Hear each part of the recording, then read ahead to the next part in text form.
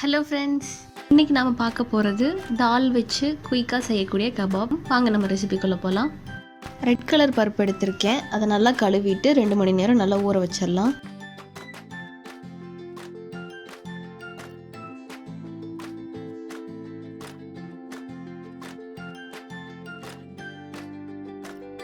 அடுத்து மிக்ஸி ஜாரில் 2 மணி நேரம் ஊறின பருப்பை ஆட் பண்ணிக்கலாம்.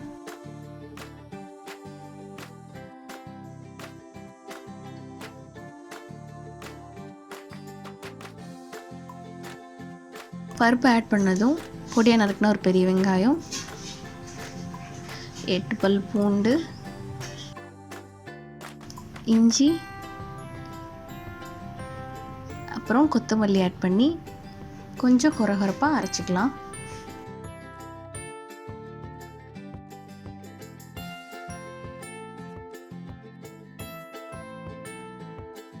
அரைச்ச பருப்பை இப்போ நம்ம ஒரு பவுலில் ஆட் பண்ணிக்கலாம்.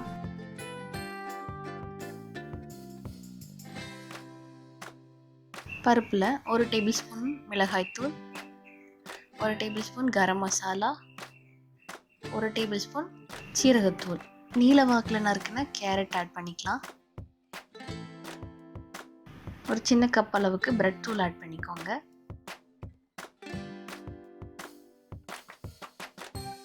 கபாப் கொஞ்சம் கெட்டியாகிறதுக்காக நம்ம பிரெட் தூள் ஆட் பண்ணுறோம்.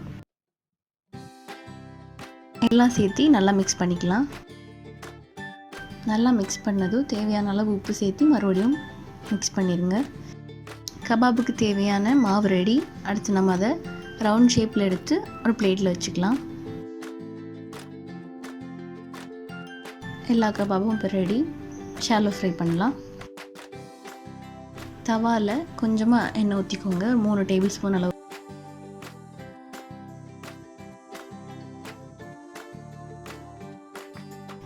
எண்ணெய் நல்லா சூடானதும் எடுத்து வச்சிருந்த கபாபை ஷாலோ ஃப்ரை பண்ணலாம்.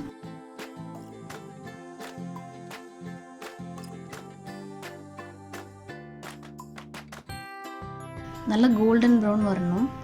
இப்போ அதை நம்ம திருப்பி விடலாம்.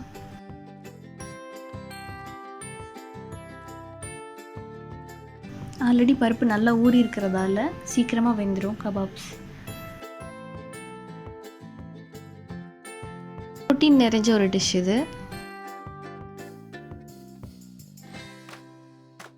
2 சைடு நல்லா கோல்டன் ப்ரௌன் வந்துருச்சு. அது ஒரு பிளேட்டில் நம்ம எடுத்துக்கலாம்.